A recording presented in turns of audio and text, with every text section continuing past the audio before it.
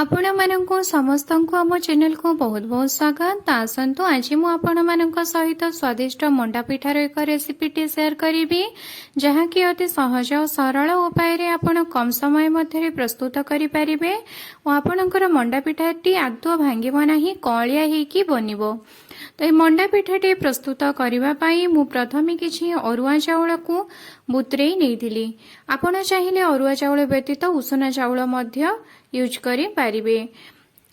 तो अरुआ चाउल सबको मु बुतरेई देइथिली। अरुआ चाउल बुतुरी जिबा परे मु एहाकु गोटे ग्राइंडिंग जार रे ट्रांसफर करिकि सेथिरे अल्प टिके पानी देइकि एहाकु मु भल भाबरे बाटी नेइथिली। अरुआ चाउल सब बाटी सारिबा परे एबे मु गोटे कड़ाई नै जाउची और कड़ाई को गरम हेबा पई छाडी देउची। कड़ाई गरम हेबा परे सेथिरे मु 1.5 गिलास पानी दे देउची। तो चाउल और पानी रो अनुपात आपण मने रखंतु। जदि गोटे कप आपण चाउल यूज करूछंती तो गोटे कप चाउल बदल रे आपण 1.5 कप पानी यूज करिवे। पानी पकई सारिबा परे मु सेथिरे अल्प लूण दे देइथिली, ता सहित किछि तेजपत्र पकईथिली, ता सहित किछि चीनी दे देउची। चीनी बदल रे आपण गुड़ मध्य यूज करि पारिबे। एबे मु सेथिरे टिके घियो मध्य दे देउची। घियो ऑप्शनल, आपण चाहिए देहि पारिबे, नहेले न देले मध्य चलिबो। एबे मु ता ऊपर जे चाउल बाटिकी रखिथिली पानी टिके गरम हे आसीबा परे धीरे धीरे करिकी पानी ऊपर मु पकई नेउची। तो आपण गोटे हाथ रे एई भली भाबरे धीरे धीरे पकेबे, अन्य हाथ रे पातिया किंबा खड़िका सहायता रे एही भली भाबरे गोटे डायरेक्शन रे बुलेई चलिबे। एही भली बुलेबा द्वारा आपणकर जो पेस्ट आपण एथिरे पकेबे ताहा आदौ काठुआ हेबो नाही और गंठी एथिरे पड़िबो नाही। एही भली भाबरे आपण गोळे चलिबे जे पर्यंत कि आपणकर एही चाउल बटा पेस्टटी काठुआ हे न जाईछि। देखंतु एही भली भाबरे जेमिति कि कड़ाई रु छाड़ी आसीबो एवं एही भली काठुआ होई जिवो से समय रे आपण गैस रो फ्लेम को बंद करि देबे और याको किछि समय पर्यंत ठंडा हेबा पई छाड़ी देबे। एबे मु फाळे नडिया नै जाईछि और नडिया को एही भली भाबरे मु खंड खंड करिकी काटी नेइछि। नडिया सब को ए भली भाबरे काटी सारिबा परे मु याको कोरी नेइछि और कोरिकी याको एबे गोटे कड़ाई रे भल भाबरे भाजिकी एथिरु मु पूरा प्रस्तुत करिबी। तो एथि पई मु गोटे कड़ाई नै जाईछि। कड़ाई गरम होला परे सेथिरे सब नडिया कोरा को पके देउछि और नडिया कोरा को एबे मु भल भाबरे भाजी नेबी। तो आपण नडिया कोरा को अत्यधिक समय पर्यंत भाजिबे नाही। एहाको प्रायतः आपण 3 रु 4 मिनिट पर्यंत भाजंतु जेमिति कि एहार पानी अंश तक मरिजिबो। नडियार पानी अंश तक मरिजिबा परे आमे एथिरे गुड़ पकेइबा। तो मु एथिरे फाळे नडिया यूज करूछि। तो एथिरे आपण अधिक परिमाण रे गुड़ देबे नाही। 2 रु 3 चमच आपण गुड़ पकेइ देबे। देखंतु मु एतिकी गुड़ नेइछि। एबे एहाको मु एहा ऊपर पकेइ देउछि और नडिया ऊपर गुड़ पकेइ सारिबा परे नडिया गुड़ को आपण भल भाबरे मिक्स करि नियंतु। एही भली भाबरे आपण भल भाबरे मिक्स करि सारिबा परे किछि गुजराती गुंड एबे एहा ऊपर पकेइ दियंतु। आपणकर नडिया पूरा सहज प्रणाली रे प्रस्तुत होई जिवो।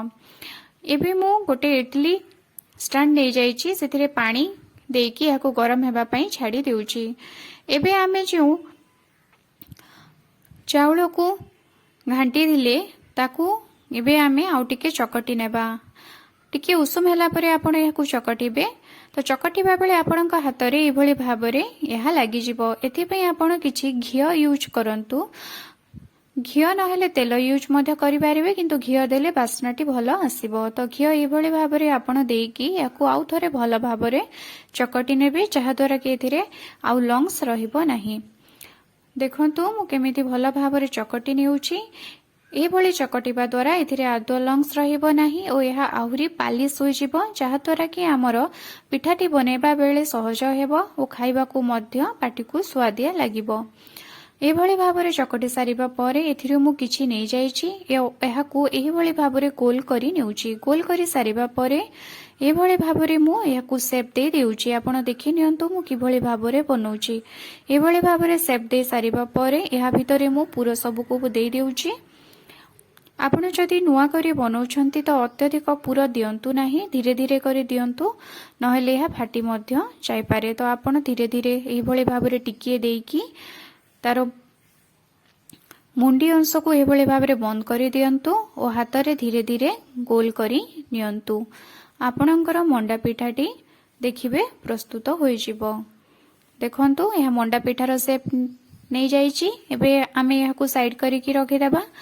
ଆଉ ଗୋଟେ ଆପଣ ଦେଖିନିଅନ୍ତୁ କେଉଁଭଳି ଭାବରେ ଏହା ପ୍ରସ୍ତୁତ ହେଉଛି। ଆପଣ ଏଥିରୁ ଟିକେ ଛିଣ୍ଡେଇ ନେବେ। ଏହାକୁ ହାତରେ ଏଭଳି ଭାବରେ ଆପଣ ଗୋଲ କରି ନେବେ। ଗୋଲ କରି ସାରିବା ପରେ ମଝିରେ ଏଭଳି ଭାବରେ ଆଙ୍ଗୁଠି ପ୍ରେସ୍ କରିକି ଏଭଳି ବୁଲେଇକି ଆପଣ ଏହାକୁ ଏଭଳି ସେପ୍ ଦିଅନ୍ତୁ। ସେପ୍ ଦେଇ ସାରିବା ପରେ ଆପଣ ଏହା ଭିତରେ ନଡ଼ିଆ ପୁରକୁ ଦେଇ ଦିଅନ୍ତୁ। ନଡ଼ିଆ ପୁର ଦେଇ ସାରିବା ପରେ ତାର ମୁହଁ ଅଂଶକୁ ଏଭଳି ଭାବରେ ବନ୍ଦ କରି ଦିଅନ୍ତୁ।